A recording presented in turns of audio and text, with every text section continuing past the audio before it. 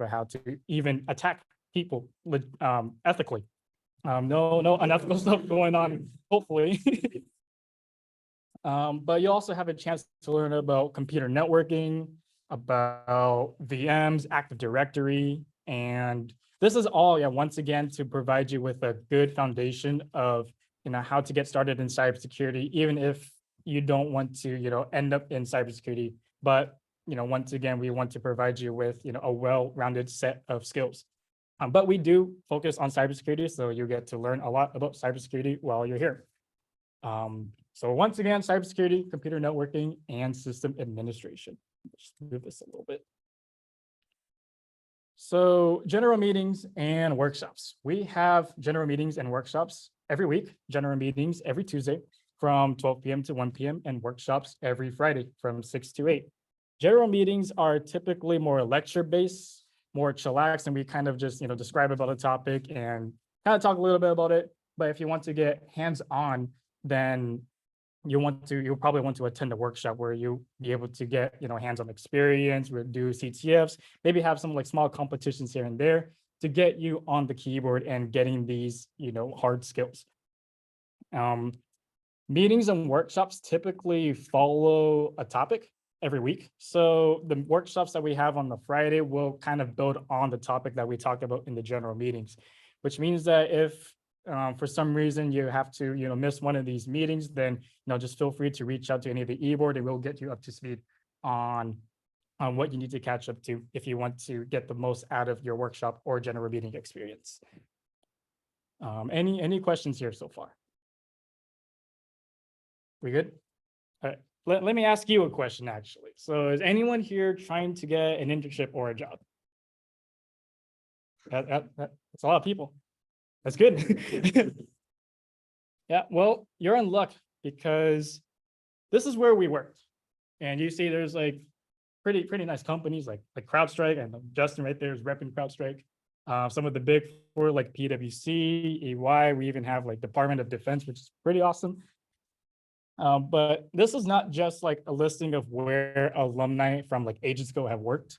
This is mostly from current eboard actually, which is really cool because what that means is you get to hear from the student perspective. You get to hear from our experiences of what works, what doesn't work, and how to get your foot in the door if you want to get a career in cybersecurity or any of the things that we do here in Swift. And if you need any help or any questions, then we are here to help you.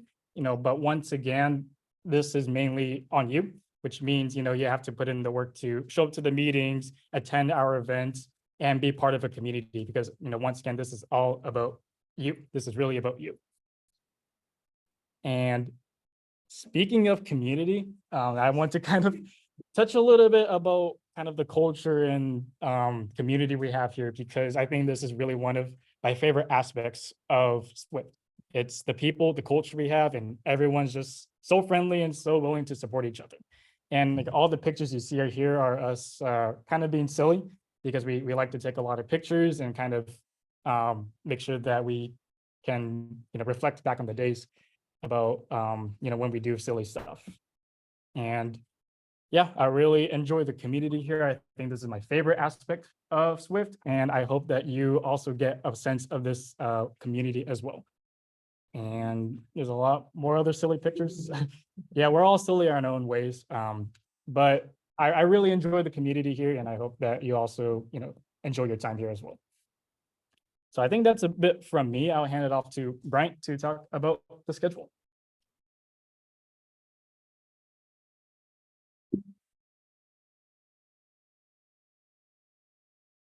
Hey, I'm Bryant. I am the director of Academy. That just means that I am in charge of making sure all our workshops go smoothly. So this is a preview of our workshops. Here is the list of dates and workshops. Our topic or idea for this was you're a cybersecurity student who has a year to learn as much as they can before they graduate. This is, in our opinion, everything you need to know. As the weeks go by, we'll go. Oh. That's Lauren. She's an alumni. What is it? What is it? Oh, I'm all flustered now. Sorry. But as the weeks go by, we'll go more in depth in like what we're actually gonna do. And like I said, these are for the workshops. And during our workshops, we don't like to lecture because we get bored of ourselves talking. Our workshops are very hands-on. There'll be some lecturing, maybe like 20 minutes after that. Just go hands-on. September is mostly defense-based. October, we call Hacktober. So October is more of our hacking-based topics, ethically. And then November is more prep for our RVB. If you don't know what RVB is, then Clemens is here to talk about RVB for a bit. Hello, is the next slide? Yes, it is. Hello, my name is Clements. I am the director of RVB this year, and I would like to talk to you about what RVB is. So first of all, RVB stands for red versus blue. Now, we're not playing Halo here, so gamers, don't get your hopes up. But what we're actually doing is we're pitting you against a team of our own hackers, which they're the red team. And your job is to protect your boxes from attack. At the same time, you're facing business pressure from our amazingly thought up business scenarios, and you have to do tasks at the exact same time. Now, you might be wondering why you want to torture yourself for the 6 or so hours that this competition is. And the reason is that this gives you a lot of that real practical experience, getting into an environment, learning all about it, and then figuring out the best you can do to protect it. In addition, you can hone your skills, and you can just kind of see what you need to improve and go from there. Our RVB date for this year is going to be the 12th of November, which is kind of late. However, we do have a lot of workshops, as you've seen, that can help you prepare for it. And I really hope to see all of you there in November. I have a question. Yes, Taylor. What are some previous business scenarios? All right. So, for example, you might not always think about it, but in the middle of the competition, what if we ask you, hey, I want you to tell me everything you've done to your system so far. And if you don't send it within 30 minutes, you're going to lose points. In that sense, that's going to teach you to keep a log of everything you do, because you could get points that way. Or sometimes we might be like, hey, I want you to set up a mail server. For those of you who haven't set up a mail server before, it takes a long time. It takes a very long time, and it doesn't always go right the first time. So we don't expect you always to 100% get these injects nailed down. We don't expect the most professional work, but what this does is kind of train you to think in that mindset and get ready for doing something else while at the same time protecting your systems. Thank you. Who's next? I would throw in another reason you want to do this is because this is the kind of question a interviewer is going to ask you if you try to go after a job, and all your best things you can talk about are going to come from experiences like this. So yeah. During interviews, no one's asked me about like my classes. They just asked like, oh, what'd you do at like during this competition? What'd you do during RVB? Like, how'd you defend yourself? Like, what did you see? Exactly. About like classwork, I probably had like 0 questions. So yeah. Yeah, classwork isn't that important for interviews. classwork's very important. But not for interviews. But not for interviews. Once they hear about your class, so they love to hear about the competition. Just had to defend my turf there. Get your degrees. Oh, by the way, that's Dr. Fike, our advisor. Really awesome guy.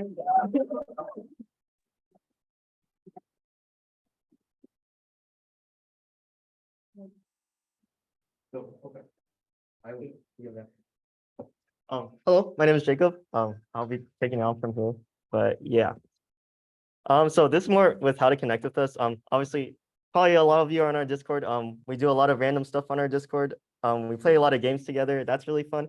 And it also helps with our community to keep us connected. And a lot of our events and announcements will be there as well as our Instagram. And Swift My Bar is actually a way for you to account for how many events you actually went to. So if a teacher asks you if you went to this event, you can probably look up in My Bar and show them there for proof. It's really only for proof. I've never touched that before, but yeah, that's why we have it. It's a good way to make sure we actually have club meetings, and you can account for you can look back and see, oh wow, I went to these meetings. But yeah, so now I'll pass it on to Karina for activity. Hi, my name is Karina. I'm a co-director of membership. I'm co-director with Jacob. So we're gonna be doing a quick activity. So as you can see, there's a lot of people here. There's probably people that you don't know. So let's meet everyone. So can everyone please stand up? We're gonna be doing an activity. Sitting back down. Yeah. Oh, wait, okay. Here. You can start collecting chairs. You can start collecting chairs. You can Grab start collecting the chairs. Yes, grab the space so that they can divide. Yes, yes. If you're sitting in one of our free floating chairs, can y'all move your stuff towards the desk so we can get the chairs out of the way so you'll be able to move around freely? Thank you. Sorry. No, you're fine. Yeah. Perfect. I'm gonna need to actually scream.